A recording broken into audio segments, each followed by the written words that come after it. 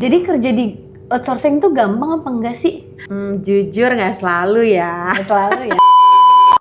Oke, halo Sobat Sukses. Halo. Kali ini kita lagi ngundang ya bintang tamu kita kali ini wanita independen, pekerja keras. Di sini ada Mbak Inge. Halo Sobat Sukses. Perkenalkan, nama saya Inge. Saya sebagai senior Business Development Eksekutif di PT Global Sarana Sukses. Nih, kita ngobrol santai aja ya, Mbak Inge ya. Biar nggak terlalu kaku ya. Jangan terlalu kaku. Iya. Kayaknya saya agak-agak grogi karena baru masuk pertama kali di PodHub-nya GSS nih. Karena yang masuk PodHub ini rata-rata orang yang udah sukses. Wow, amin. Jadi bersama dengan GSS kita sukses sama-sama ya. Betul. Jadi kita bakalan ngobrol santai bagaimana sih perjalanan Mbak Inge ini menuju kesuksesan selama di GSS ya. Oke, kita bakalan nanya-nanya awal masuk GSS gimana sih Mbak Inge? Kok bisa tahu nih ada GSS di dunia ini? Jadi gini, awal pertama tahu tentang GSS itu tentunya dari media sosial. Tapi memang ketika itu media sosial belum terlalu seperti sekarang ya. Jadi memang sumber yang kita dapatkan masih sedikit. Cuman waktu itu memang saya dapatkan dari platform, kalau boleh saya sebutkan di sini itu karena GSS sudah pakai sejak lama, jadi saya masuk ke GSS itu di tahun 2009. Sudah cukup lama ya, 2009. Ya. Ketika itu masuk ke GSS di 2009 melalui karir saya memulai karir saya sebagai seorang typist, juru ketik. Admin ya? Betul, Admin. betul admin untuk typist. Jadi ketika itu memang di GSS ada CV kandidat yang harus dikirimkan ke klien, tapi memang CV tersebut tidak serta-merta dari kandidat langsung ke klien. Jadi disitulah kita mulai prosesnya dengan meremake kembali CV tersebut dalam bentuk formatnya GSS. Nah itulah yang saya lakukan untuk mengetik kembali CV kandidat untuk dikirimkan ke klien. Oke, mungkin bisa kita notes ya. Jadi GSS ini punya template CV untuk menjaga profesionalitas ya. Betul. Kita terhadap klien. Jadi CV yang kalian kirimkan itu sudah terjaga secara konfidensial. Betul. Jadi sekali. Kalian jangan takut karena semua data kalian aman jika kalian kirimkan CV ke GSS, karena kita punya typist yang akan men-source apa aja data yang bisa dimasukin ke dalam CV template kita. Betul sekali Mbak Messi. Oke, jadi cukup lama ya. Betul. Berarti peletakan batu pertama GSS sudah ada? Belum. Oh, belum. Karena GSS itu berdiri di tahun 1998. Betul. Waktu itu masa kerusuhan ya. Tapi dengan konsistensinya Direktur Utama PT Global Sarana Sukses mendirikan PT GSS ini yang kebetulan ketika itu berkantor di gedung. Oke. Oh, dulu di Betul sekali, kita jadi saat menyatu dengan karyawan-karyawan BUMN. Wow. Jadi kita masih gabung waktu itu karena kebetulan Direktur Utama kami GSS adalah bekerja juga di PT.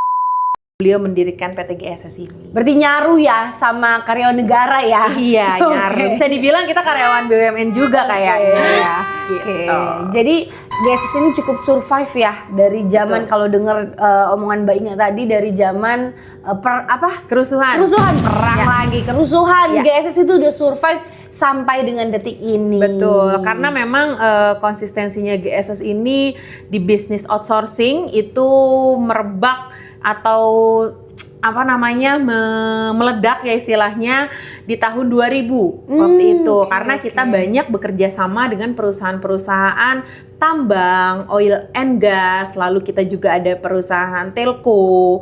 Nah, dari situlah kita mulai banyak project-project yang kita kerjakan, baik dulu namanya adalah headhunter atau beli putus, dan juga project outsourcing ini. Gitu Mbak Messi ceritanya. Berarti perusahaannya perusahaan besar ya yang percaya dan mempercayakan bekerja sama dengan GSS. Iya, karena memang dulu awalnya itu bekerja sama, timingnya adalah hanya project. gitu. Oke. Tapi dirasa GSS bisa memenuhi segala kebutuhan di klien, baik project ataupun reguler ketika itu. Makanya kami dipercaya kembali untuk melakukan project-project yang regulernya. Jadi continue terus menerus seperti itu sampai memang sudah ada beberapa perusahaan klien kami yang memang sudah termakan usia lah istilahnya ya. Jadi sudah tumbang dengan sendirinya gitu. Sementara bersyukurnya GSS tetap eksis ya. Eksis di tengah gempuran-gempuran tersebut karena memang lini bisnisnya GSS ini banyak di beberapa company lain bisnisnya, jadi melebar ke consumer good, lalu ada communication, lalu ada apalagi namanya e-commerce dan lain-lainnya seperti itu. Oke, berarti kalau bicara continue berarti kualitas ya. Betul. Kita bicarakan kualitas GSS ini cukup sangat tinggi sehingga kepercayaan terhadap klien, kalaupun saya dengar-dengar rekomendasi dari klien A ke klien B sampai dengan detik ini cukup luas sehingga memang kualitas GSS ini sudah sangat tidak diragukan lagi. Betul sekali, karena memang referensi itu sangat dibutuhkan bagi perusahaan seperti GSS, di mana yang kita berikan adalah jasanya adalah servis gitu. Servis yang baik biasanya akan menimbulkan kesan yang baik juga bagi para klien-kliennya GSS. Disitulah saya dengan GSS ikut berkembang, karena pada zaman itu saya menjadi typist. Karena keinginan saya yang sangat tinggi, waktu itu saya sempat juga masuk di bagian rekrutmen. Oh, gitu. Okay. Jadi saya pernah, kalau cerita sekilas sedikit tentang saya di GSS. Boleh. Jadi saya pernah ikut juga masuk ke dalam divisi rekrutmen.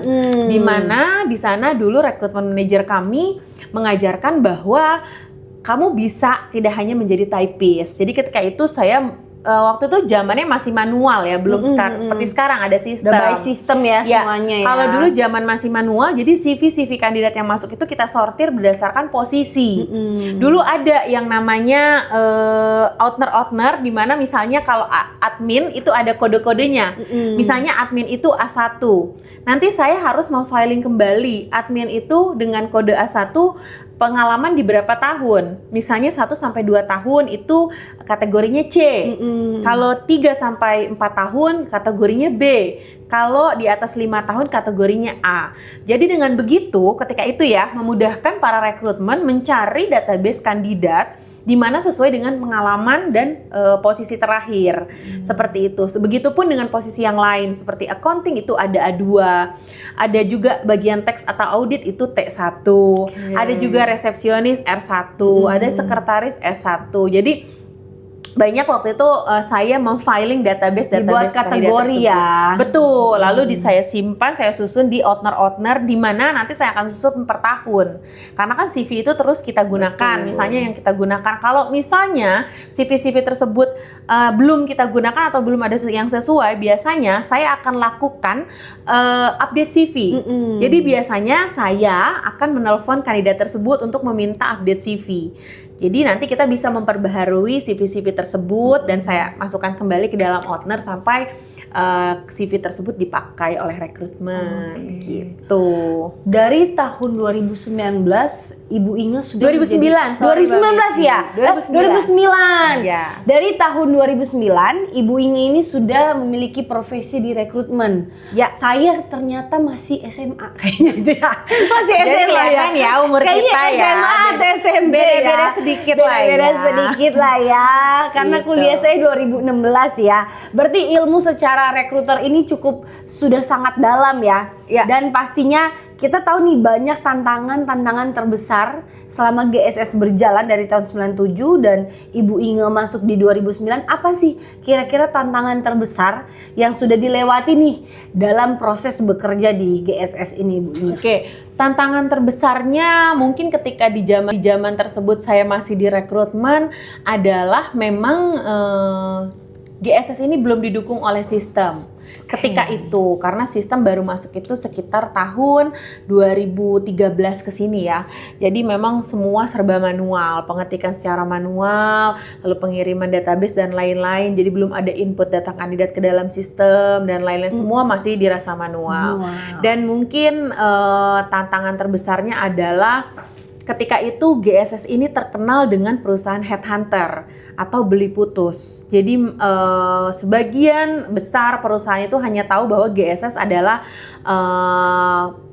pengerjaan di proses-proses yang memang level manajerial ke atas gitu. Cuman memang kondisinya ketika itu para marketingnya GSS sudah merambah ke dunia outsourcing karena kita bisa masuk ke area manufacturing atau pabrik, di mana ketika itu sangat amat banyak dibutuhkan karyawan outsourcing. Jadi kita sempat melambung dengan angka rekrutmen dan karyawan yang tinggi karena kita memegang manufacturing, beberapa manufacturing di kawasan Cikarang dan Karawang. Itu memang langsung berdampak sekali, kenaikan yang sangat drastis ketika itu. Perkembangan GSS ini langsung melonjak ya? Ya, itu di tahun betul. berapa Bu Inge? Mungkin sekitar tahun 2010 ke 2011. Karena waktu itu kita juga bertepatan dengan kita pindah ke sini gitu. Jadi waktu itu kita pindah kantor dari Gedung Antam ke Gandaria 8 Office Tower. Karena sudah melihat pertumbuhan, kemudian mungkin income-nya di GSS pun keuntungan sudah lebih besar. Ya. Jadi GSS sudah memiliki gedung ataupun gedung sendiri Betul. ya, kantor sendiri, tidak Betul. berkontrak lagi di tahun 2010. Berarti kalau kita lihat struggle GSS ini dari tahun 97, 98 Mbak Messi. Oh, 98. Oke, GSS ini dari tahun 98 dan kemudian dia mulai berkembang di tahun 2000 dan semakin berkembang pesat di tahun 2010. Ya, memang tidak sebentar ya pertumbuhan ini karena dari referensi yang saya dapatkan juga bahwa perusahaan-perusahaan sejenis GSS yang ketika itu berdiri bersama banyak yang sudah tumbang nih Mbak Messi. Kompetitor lah ya. Betul. Jadi kita berdiri sama-sama waktu itu sebagai perusahaan outsourcing, tapi mereka tidak bisa survive dan akhirnya GSS sampai sekarang masih bisa kita survive dengan berbagai banyak gempuran tentunya. Tapi juga banyak klien yang memang line bisnisnya bermacam-macam. Wow, keren banget. Kita tepuk tangan dulu dong buat GSS. Gitu. Luar biasa ya, di tahun 97 dia sudah berdiri ya. Saya aja tahun 99 lahir, rasanya pengen tumbang untuk menghadapi hidup yang berat ini ya. Oh jangan ya, Messi. Baru lahir, jadi belum ada perjuangannya. Belum ada apa-apanya ya Bu Inge ya. Di tahun 2010 ternyata ini adalah titik melanjung tingginya GSS untuk berkembang dengan melihat banyak bisnis yang sama dengan GSS. Tapi dengan kehebatan GSS ini ya, dia bisa berkembang pesat dan sampai saat ini kurang lebih udah punya berapa karyawan Mbak Inge? Saat ini kami GSS sudah punya sekitar 7.000 sampai 8.000 karyawan ya yang tersebar di seluruh Indonesia dengan berbagai macam line bisnis klien yang sudah bekerja sama dengan GSS. Wah, keren banget ya. Harapannya kita bisa mencapai angka 10.000, 11.000 mungkin atau sampai 15.000 karena saya tahu pasti di Indonesia Raya ini sudah banyak perusahaan outsourcing yang memang juga punya fasilitas yang sama, punya kehebatan dan keunggulan yang sama juga gitu. Disinilah tantangannya GSS, gimana caranya supaya kita tetap bisa menjaga servis kita dengan baik tentunya Mbak Messi. Kita melihat ke belakangnya Mbak Inge ya, di mana Mbak Inge diproses awalnya menjadi admin ya, kemudian menjadi rekrutmen dan sekarang sudah menjadi senior konsultan. Betul. Ya, kita melihat karir di GSS ini sangat terbuka. Betul. Ya. Jadi GSS ini sangat terbuka untuk jenjang karir karyawan yang ingin belajar, ya, ingin berkembang. Dan kita mau nanya nih, bagaimana sih Mbak Inge memaintain ya perkembangan karir Mbak Inge dari seorang typist tiba-tiba menjadi senior konsultan, di mana dia harus menghandle project, bagaimana dia harus memaintain karyawan, bagaimana membuat strategi-strategi sampai dengan saat ini. Gimana sih Mbak Inge? Coba ceritakan dulu. Kalau boleh saya sharing, yang pertama adalah jangan pernah takut. Jangan pernah takut akan perubahan.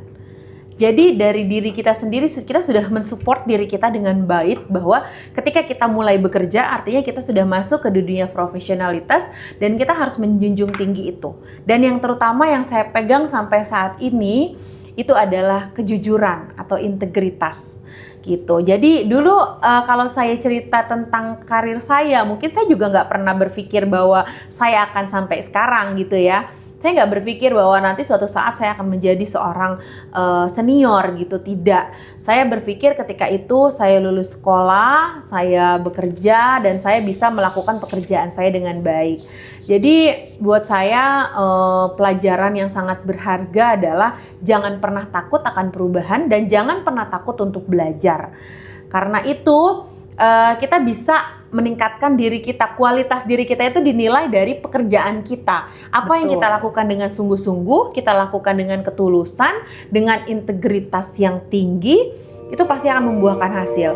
Dan saya sangat amat merasa dihargai sekali oleh GSS karena GSS ternyata melihat seorang Inge adalah orang yang mampu untuk bisa berkembang bersama GSS gitu.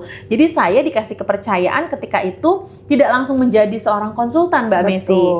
Tapi saya masuk lagi ke dunia namanya telemarketing. Jadi dulu saya masih di balik layar istilahnya. Saya masih telepon klien, namanya itu istilahnya buka jalan ya. Membuka jalan di mana supaya GSS bisa terkenal lewat jalan kita door to door istilahnya. Kita telepon klien satu-satu, perkenalkan dengan GSS. Kita bikin format email yang bagus supaya klien tertarik untuk membaca. Berarti maaf Mbak Inge, berarti di zaman dulu sebelum maraknya sosial media ya, berarti ada di momen bahwa kita membranding dengan cara door to door melalui klien telepon ya, calling. Jadi memperkenalkan bahwa kita adalah perusahaan outsourcing, kita berdiri dari tahun berapa, kemudian value yang kita punya untuk bermanfaat itu ada di momen itu. Kalau sekarang kan gampang nih, viral aja, semuanya kenal. Berarti di zaman dulu tuh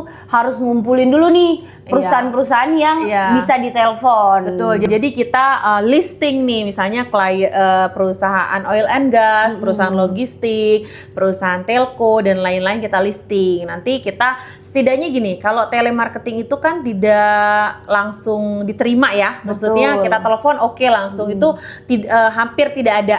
Tapi memang caranya adalah kita memberikan dulu, diterima proposal kita, nanti selanjutnya pasti mereka akan menghubungi kita, entah lewat email atau lewat mungkin waktu itu by phone dan lain-lain. Dan itulah yang saya lakukan setiap hari sampai saya punya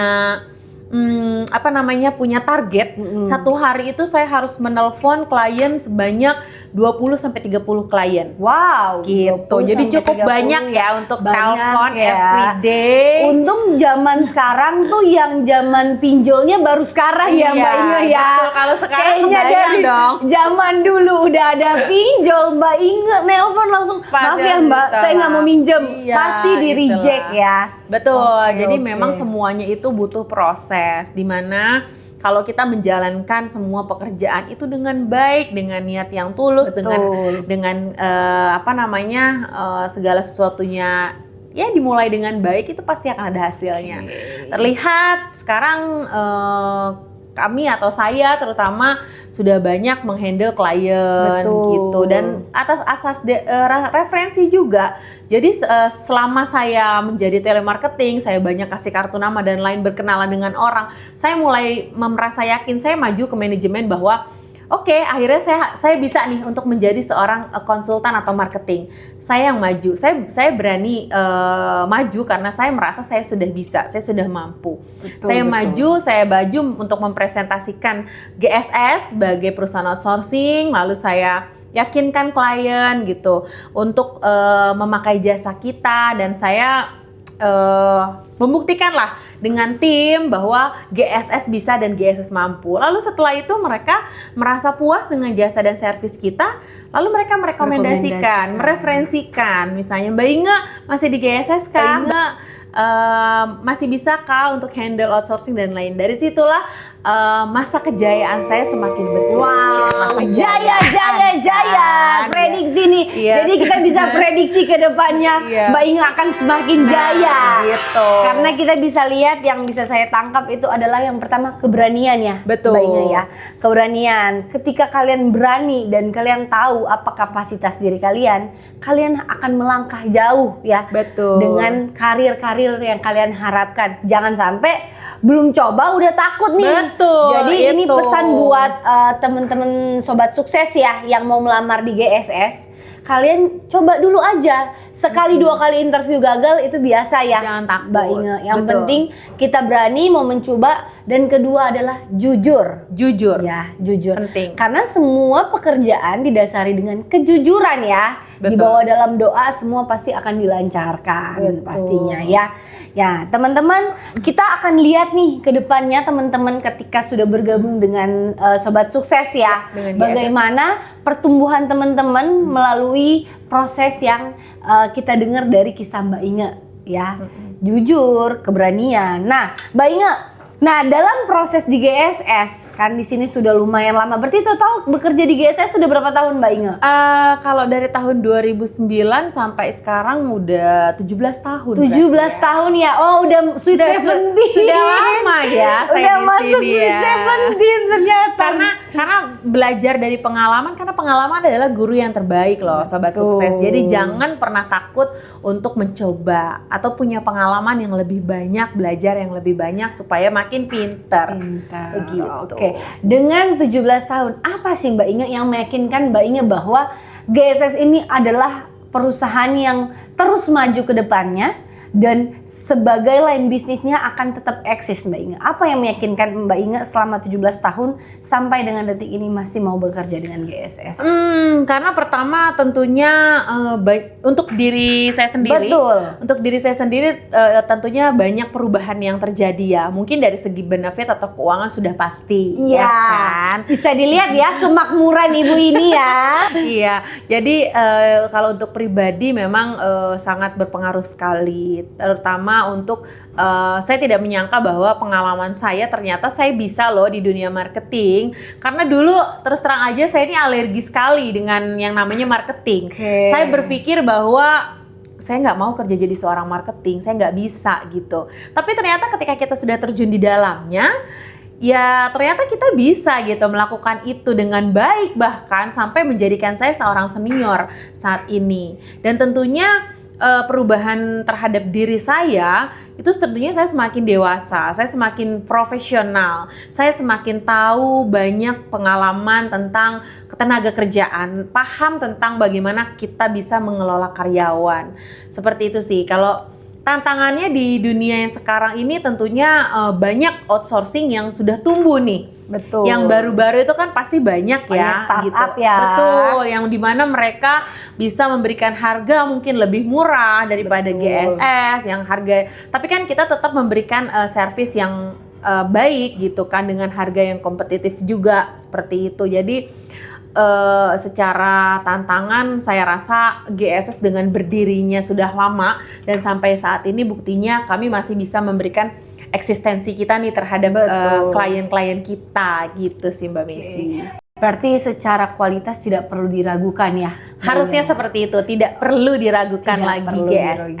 Karena setahu saya GSS sudah bekerja sama dengan klien seluruh Indonesia ya. Ya, kurang lebih ada 250 klien. Wow, 250 klien yang masih percaya dengan GSS sampai dengan saat ini. Dan harapannya kita masih bisa dipercaya sampai tahun-tahun selanjutnya ya. Amin. Oke, mungkin ini sebelum kita menutup ya cerita-cerita kita di pagi hari ini, Mbak Inge, apa sih pesan dan kesan untuk sobat sukses kedepannya ketika mereka akan bergabung bekerja dengan GSS mungkin ya, atau nanti di kedepannya mereka akan mencari pekerjaan untuk karir mereka. Coba deh Mbak Inge kasih Oke. tahu. Mungkin untuk sobat sukses, pesannya itu tadi yang sudah di-highlight sebelumnya bahwa jangan pernah takut untuk mencoba. Apapun yang kita usahakan dengan baik, kita doakan dengan baik, pasti hasilnya akan baik. Jadi buat teman-teman di sana, sobat sukses, ayo kita bekerja sama dengan GSS. Mari kita bermitra bersama-sama dengan GSS. Mari kita menuju sukses untuk GSS dan kita semua bisa bersama-sama untuk menuju kesuksesan. Amin. Amin. Wah, luar biasa ya teman-teman ya. Kesuksesan itu tidak instan ya. Betul, Mbak tidak Ine ya. timbul muncul tiba-tiba. Tiba-tiba. Semua harus ada Prosesnya. Dan di sini kita sudah sangat mendapatkan ilmu dari Ibu Inge selaku konsultan marketing senior ya, yang sudah berkarir dari tahun 2009 di PT Global Sarana Sukses. Ya. Terima kasih banyak loh Mbak Inge Sama-sama Mbak Messi. atas ilmunya. Kiranya sobat sukses mendengarkan podcast kita di pagi hari ini bisa merubah hidupnya. Mindsetnya ya. Iya betul, dengan Kita menuju sukses sama-sama nih Mbak Messi. betul, dengan Karena saya lihat Mbak Messi kekuatan. juga udah mulai sukses nih. Wah, puji Tuhan ya. Iya Yang dong. penting berani sih kalau Betul. saya. Jangan Karena- lupa berdoa. Betul, berani berdoa dan ingat setiap peluang pasti ada masanya. Betul. Terima Oke. kasih. Terima kasih.